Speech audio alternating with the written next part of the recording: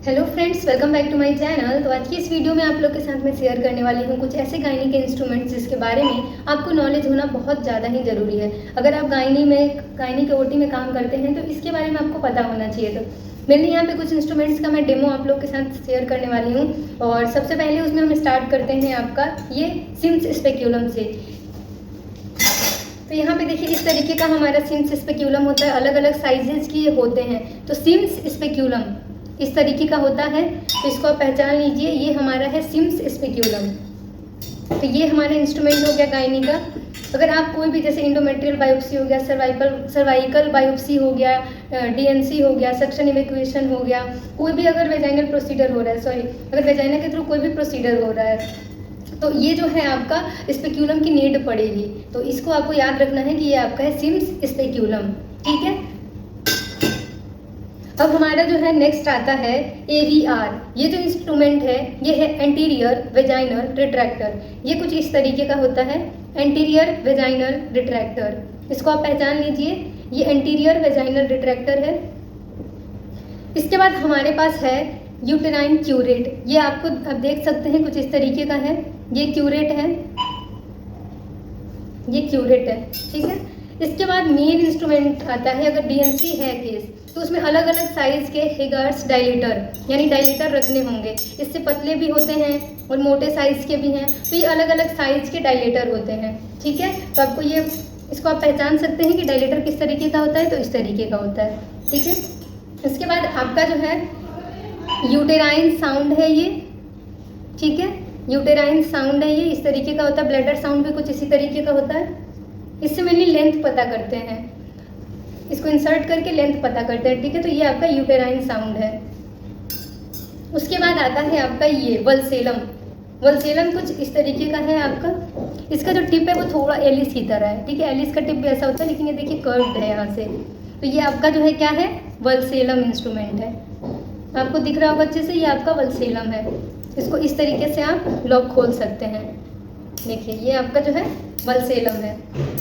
इसके बाद यहाँ पे हम एलिस भी रख लेते हैं, ये आपका एलिस है। ये एलिस इस तरीके का होता है और ये जो वल्सेलम है वो इस टाइप का होता है। दोनों की टिप एक ही जैसी है, लेकिन इन दोनों में आपको डिफरेंस दिख रहा होगा। ये आपका एलिस इंस्ट्रूमेंट है और ये आपका जो है वल्सेलम है। इसके बाद ये आपका स्पंज होल्डर है। स्पंज होल्डर इस तरीके का होता है, इससे मेनली पेंट करते हैं। सेवलॉन स्प्रिट बेटाडीन जो भी आपको यूज करना है उससे मेनली पेंट करते हैं, सफाई करते हैं, ठीक है। तो पेंटिंग के लिए ये और भी इसके यूज होते हैं, जैसे कुछ भी अंदर मान के चलिए मटेरियल है उसको निकालने के लिए, ठीक है।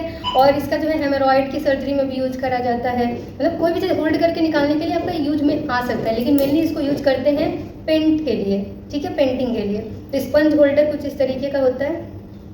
इसके बाद आता है ओवम फॉर्सेप। तो ओवम फॉर्सेप जो है स्पंज होल्डर की तरह ही होता है, लेकिन वो एक दूसरे से इस तरीके से अलग है, देख सकते हैं आप यहाँ पे। ये देखिए ओवम फॉर्सेप कैसा है, अंदर से थोड़ा सा एकदम चम्मच की तरह है, ठीक है, दोनों साइड से देखिए। तो ये ओवम फॉर्सेप है आपका इस तरीके का। और स्पंज होल्डर क्या है, ये देखिए, ये यहाँ पे फेनेस्ट्रेशंस हैं, ठीक है, यहाँ पे ये खाली है, ये आपका है स्पंज होल्डर। इसमें ट्रांसफर सीएशंस भी बने हुए हैं। तो ये आपका हो गया स्पंज होल्डर और ये आपका हो गया ओवम फॉर्सेप। इसमें कोई कैच लॉक मैकेनिज्म भी नहीं है, आप इसको इंटरलॉक नहीं कर सकते हैं, ठीक है। तो ये आप ओवम फॉर्सेप देख लिए। इसके बाद हम जो है वैसे यूज़ तो होता नहीं है मेनली, लेकिन बाई चांस कभी अगर ऐसा इनकेस अगर कभी नीड हो जाए तो आप एक नीडल होल्डर भी रख सकते हैं, ठीक है। अगर मान के चलिए डीएनसी में तो नीड ही नहीं होगी। अगर कोई पॉलिप है, कोई पॉलीपेक्टमी हुआ है, पॉलिप है, या फिर बड़ा सा कोई मास है जो कि आप सोच रहे हैं ऐसे निकालने को और वहाँ पे सूचर लगाने की नीड हो गई, तो आपका जो है नीडल होल्डर भी आप रख सकते हैं। वैसे तो अगर कोई सिजेरियन LSCS है, हिस्टेक्टमी है, या फिर लेपेरोटमी है, या फिर कोई भी केस है, उसमें तो नीडल होल्डर रखना ही है। तो मेनली आपका ये जो माइनर ओटी के लिए छोटे छोटे प्रोसीजर्स जो गायनी के होते हैं, जैसे सक्शन इवैक्यूएशन हो गया, बायोप्सी लेना है, सर्वाइकल बायोप्सी, इंडोमेट्रियल बायोप्सी, तो ये सब केस के लिए, फिर आपका DNC हो गया, ठीक है, डायलेशन इन क्यूरेटाज, तो ये सारे इंस्ट्रूमेंट मेनली आपको नीड होंगे। तो ये देखिए ये भी आपका क्यूरेट ही है, ठीक है। इसके बाद आपका जो है अगर सर्वाइकल बायोप्सी लेना है तो सर्वाइकल पंच फॉर्सेप होता है, ठीक है। सर्वाइकल पंच बायोप्सी फॉर्सेप कुछ इस तरीके का होता है। ये आप देख सकते हैं, यहाँ पे जो है थोड़ा सा आपको ग्रुप्स दिखेंगे, जिसमें कि अगर आप ऐसे निकालते हैं तो इसमें और इसमें आपका वो फंस जाएगा टिश्यू। तो ये देखिए सर्वाइकल पंच बायोप्सी फॉर्सेप कुछ इस तरीके का होता है, देखिए तो ये आपको अच्छे से दिख रहा होगा, ये है आपका सर्वाइकल पंच बायोप्सी फॉरसेप्स। क्या? तो सर्वाइकल पंच बायोप्सी फॉरसेप्स कुछ इस तरीके का होता है ये आपका। उसके बाद आप इसमें mosquito, medium artery, large artery, कोई भी एक आर्टरी रख सकते हैं, ठीक है। इसकी भी अगर कभी ब्लीड करा या फिर कुछ निकालना या होल्ड करना हो तो मेनली जो है आपका इंस्ट्रूमेंट्स का यूज डिसाइड है पहले से।